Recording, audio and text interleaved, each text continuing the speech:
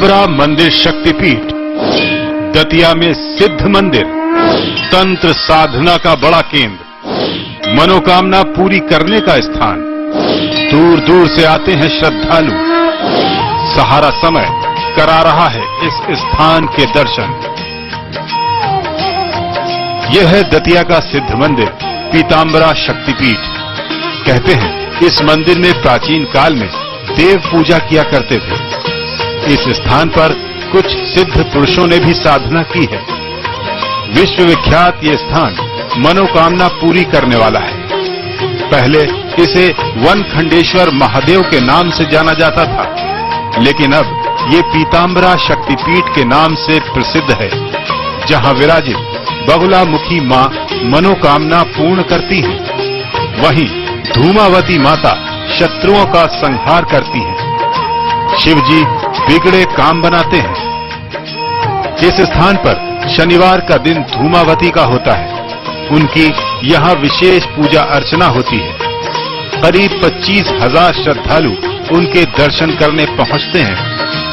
बगुलामुखी माता के दर्शन करने तो रोजाना यहाँ भक्तों की भीड़ उमड़ती है। कहते हैं माता भक्त की हर कामना पूरी करती है। तंत्र की सबसे सरल विधि है कि माई बड़ी सरल है और पत्र पुष्प से प्रसन्न हो जाती है, और संतोषी माता इन्हीं का रूप है।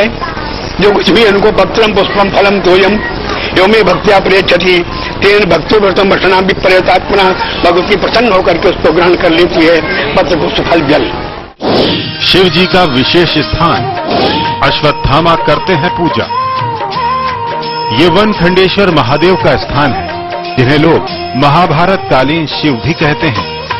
कहते हैं इनकी पूजा करने द्रोणाचार्य पुत्र अश्वत्थामा भी आते हैं। कई लोगों ने अश्वत्थामा को यहाँ देखा है। भोलानाथ जी भी उन्हीं लोगों में से एक हैं। एक रात वो मंदिर के दरवाजे के बीच सो गए थे, तब उन्होंने अश्वत्थामा को यहाँ देखा। क्योंकि मैं उनके स्वरूप से परिचित नहीं था, मुझे उनकी जानकारी भी नहीं थी, मैं फिर भी अपनी बाल हट के कारण वहां लेटा रहा।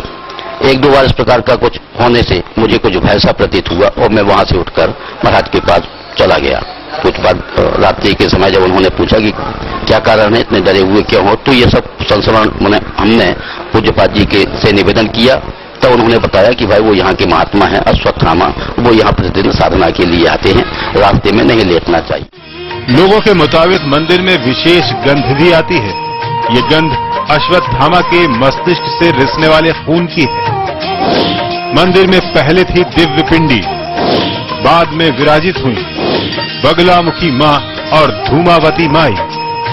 बताया जाता है कि मंदिर में पहले शिव की दिव्य पिंडी थी।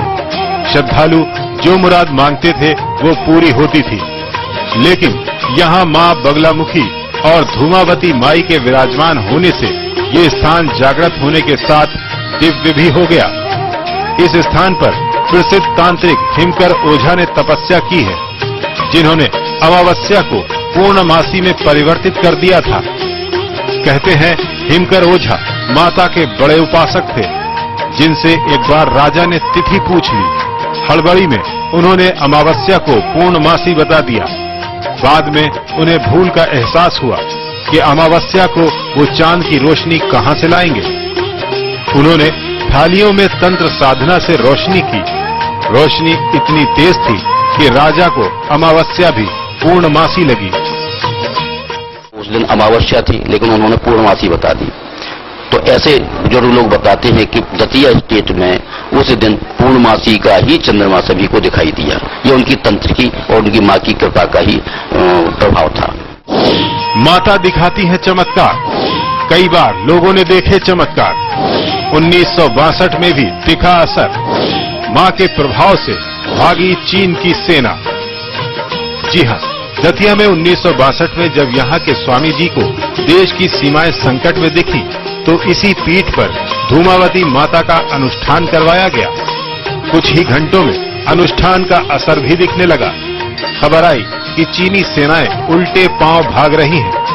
कहते हैं धूमावती माता ने चीनी सेनाओं पर हंटर से हमला बोला था।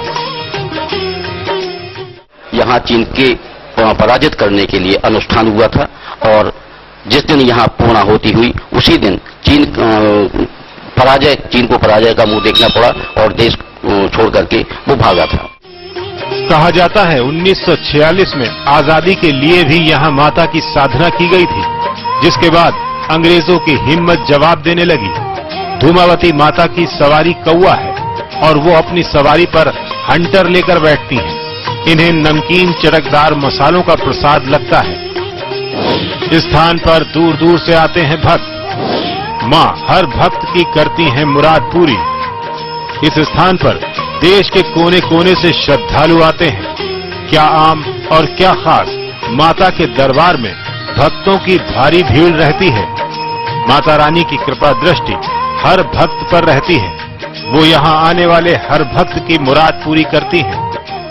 जो भी मनुष्य जो भी मनोकामना से आता है उसके सारे काम मात्र दर्शन मात्र से ही हो जाते हैं। जो यहाँ बैठ के अगर भजन कर देता है उसका तो सीधा वैकुंठ धाम को जाता है, उसको हर प्रकार की सिद्धि होती है।